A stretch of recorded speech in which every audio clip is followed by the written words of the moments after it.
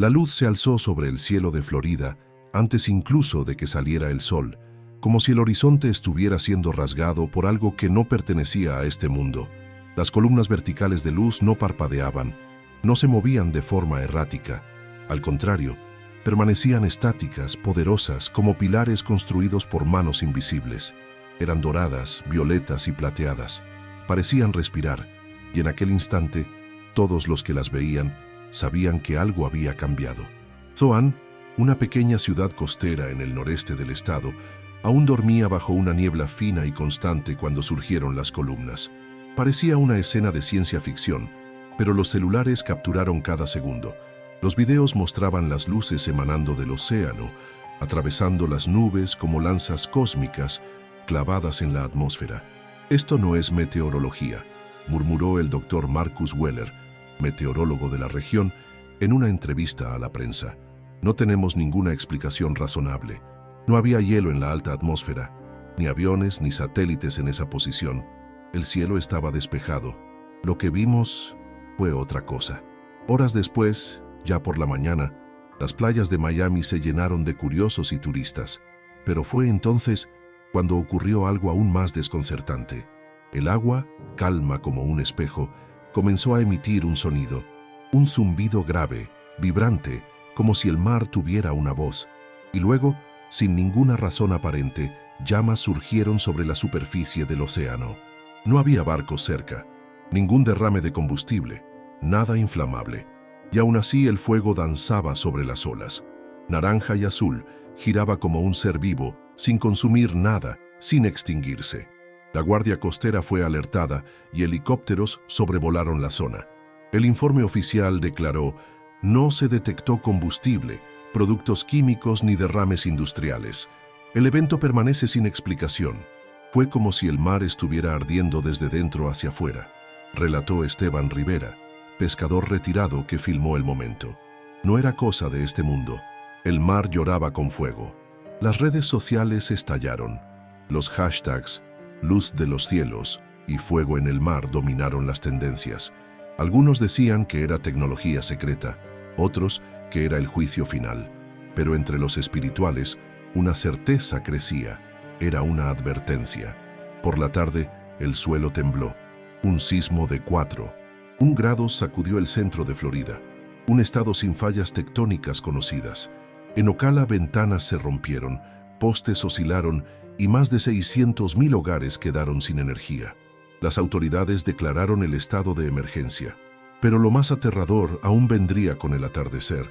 El cielo se tornó de un rojo oscuro a grisado. No era humo, no era niebla común. Era como si una cortina espiritual hubiera descendido sobre el estado. El radar meteorológico no detectaba ninguna masa visible. Y aún así la niebla pesaba. Las personas lloraban sin razón. Otras sentían miedo, aunque no había peligro aparente. Y entonces comenzaron los relatos. Personas vieron una figura en las nubes, una sombra alada, con brazos abiertos, flotando sobre la ciudad. Algunos decían que era un ángel. Otros juraban que escucharon palabras en el viento, como un susurro divino llamando a los hombres al arrepentimiento. Lo vi, era real. Estaba de pie en el humo y solo podía arrodillarme, contó Ana Beatriz, madre de 3 hijos, residente de Orlando. No sé explicarlo. Era como si estuviera esperando algo de nosotros. A la mañana siguiente, mientras ingenieros evaluaban los daños del sismo, un grupo de arqueólogos que trabajaba cerca de los Everglades encontró algo extraordinario. Tras un leve movimiento del suelo, parte de una losa de piedra emergió de la tierra empapada. Tenía unos 8 metros de largo, cubierta de inscripciones antiguas y símbolos desconocidos. Pero lo que llamó la atención fue la figura central tallada, una criatura alada, envuelta en olas y llamas, con una trompeta apoyada en la boca. Era detallada, majestuosa. Nada parecía aleatorio. Expertos consultados dijeron que los símbolos recordaban a la escritura fenicia y paleohebrea, pero no había forma de que aquello estuviera allí, no en el continente americano, no en ese suelo. «Es imposible», declaró el arqueólogo griego Elías Markopoulos, «pero está aquí y es auténtico».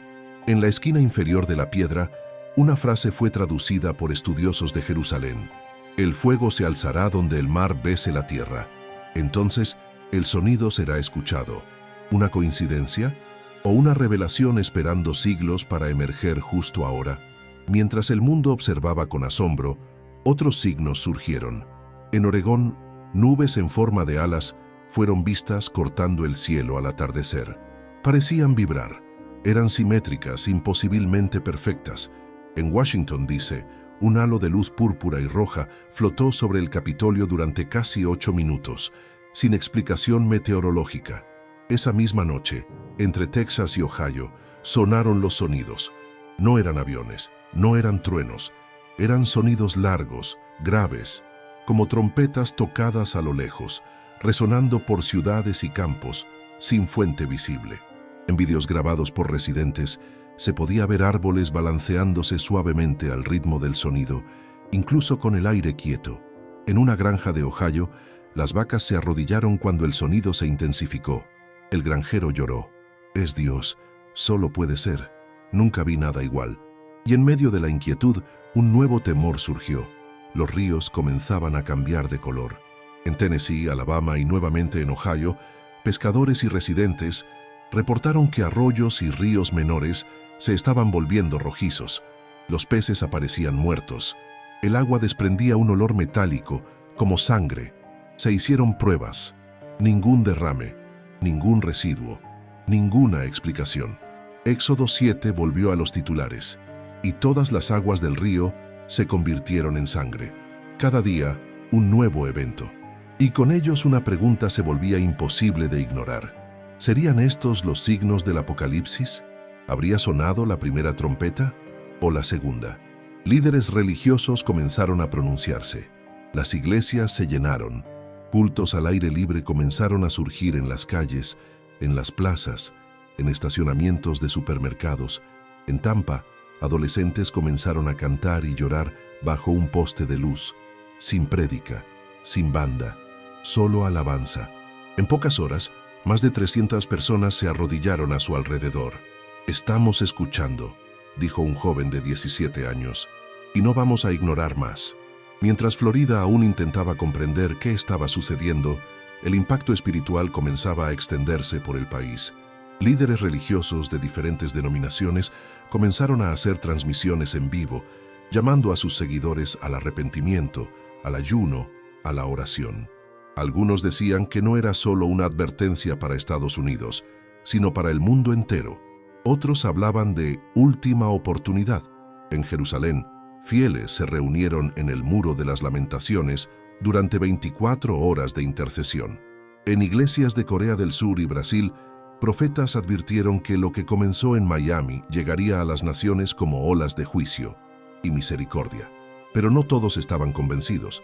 Escépticos y académicos intentaron explicar los sonidos como interferencia electromagnética, los ríos rojos como fenómenos de algas raras y las columnas de luz como simples cristales de hielo.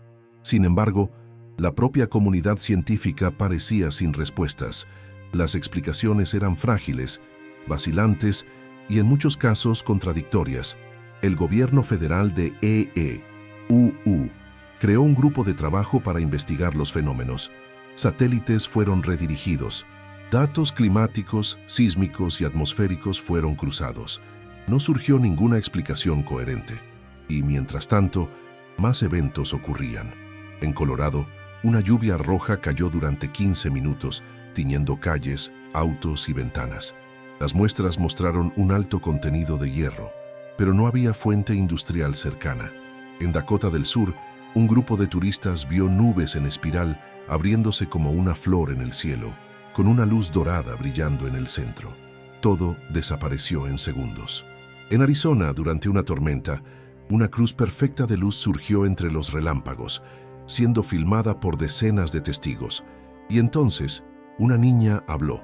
En un pequeño pueblo de Georgia, una niña de solo 7 años llamada Hannah despertó en medio de la madrugada, corrió al cuarto de su madre y dijo: «Él está viniendo con fuego en los ojos y una espada de justicia». La madre, asustada, intentó calmarla, pero Hannah repitió: «Las trompetas ya sonaron, mamá. Ahora él quiere saber quién las escuchará». La historia se viralizó después de que un pastor local compartiera la grabación de la niña hablando con calma y convicción sobre símbolos del Apocalipsis que nunca había aprendido. El video se propagó como fuego en paja seca. En Los Ángeles, multitudes se reunieron en las escalinatas de las iglesias, encendiendo velas. En Chicago, un grupo de jóvenes se arrodilló en medio de la calle durante una tormenta, orando en silencio mientras los relámpagos rasgaban el cielo sin producir sonido. En Texas, un granjero colocó una carpa en su campo y comenzó a orar día y noche. Pronto, otros se unieron. En una semana, 300 personas estaban allí. Nadie quería dormir más. Nadie quería seguir fingiendo que nada estaba pasando. Y fue entonces cuando llegó el segundo sismo, esta vez en Kentucky. Aunque leve, reveló algo aún más sorprendente: una cámara subterránea con inscripciones similares a las de la losa encontrada en Florida. Las mismas letras, la misma figura alada, y en el centro de la sala, una esfera de piedra tallada con precisión milimétrica. Una nueva inscripción fue traducida: cuando el cielo se doble y el sonido resuene por el mar, entonces sabrás que el fin está cerca y la elección será sellada. Ya no eran solo los religiosos los que se preguntaban: ¿estaban estos mensajes predestinados para este momento? ¿Qué tipo de civilización talló esto hace siglos en suelo americano? ¿Y por qué surgieron ahora? Teólogos comenzaron a analizar los eventos como la secuencia de trompetas descritas en Apocalipsis 8 y 9. La primera habla de granizo y fuego mezclado con sangre lanzado sobre la tierra. La segunda, de algo como una montaña ardiente arrojada al mar. La tercera, de una estrella llamada ajenjo que envenena las aguas. Y la cuarta, de una oscuridad sobre el sol y la luna. Las comparaciones comenzaron a alinearse de manera perturbadora.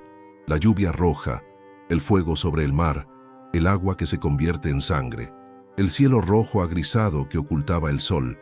La secuencia parecía cumplirse ante los ojos de todos. Mientras tanto, en las iglesias, un tipo de arrepentimiento silencioso tomaba cuenta de los fieles. No eran cultos comunes. No había música animada, ni presentaciones, solo arrodillarse, silencio, lágrimas. Personas confesaban pecados antiguos en público, otras perdonaban a enemigos. Esposos regresaban a sus esposas, jóvenes abandonaban vicios, pastores dejaban el púlpito y se unían a los miembros en el suelo. Las personas comenzaron a devolver el enfoque a Dios, no por miedo, sino por conciencia, por reverencia. Por saber que se habían alejado demasiado y que, de alguna manera, el cielo se había inclinado para tocarlos nuevamente, con advertencia, pero también con amor. En entrevistas emocionadas, muchos repetían la misma frase: Él todavía nos está dando tiempo. En Nueva York, un grupo de periodistas que cubrían los eventos presenció una figura luminosa sobre el río Hudson, visible por 3 segundos. Las cámaras captaron solo un resplandor. Pero todos los que estaban presentes relataron la misma impresión. Era una presencia, una forma, algo o alguien que vigilaba en silencio. El mismo día, al atardecer, el cielo en varios puntos del país se volvió dorado durante casi media hora, incluso con el sol ya bajo la línea del horizonte. Era como si la luz se negara a irse. Y luego, el silencio. Por 3 días, nada ocurrió, sin temblores, sin sonidos, sin luces. Y fue en ese silencio que algo aún más profundo comenzó a nacer. No solo una conmoción espiritual, sino una movilización colectiva. Las familias volvieron a comer juntas sin el celular en la mesa. Las iglesias abandonaron agendas y comenzaron a reunirse solo para orar. En redes sociales, influencers comenzaron a pedir perdón por contenidos vacíos o nocivos.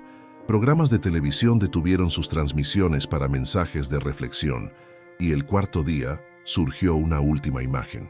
En los cielos de Carolina del Norte, una cruz formada por nubes y luz apareció en el cielo azul claro, perfectamente simétrica. Permaneció por 7 minutos. Ningún meteorólogo pudo explicarlo, pero todos los que miraron hacia arriba en ese instante sabían.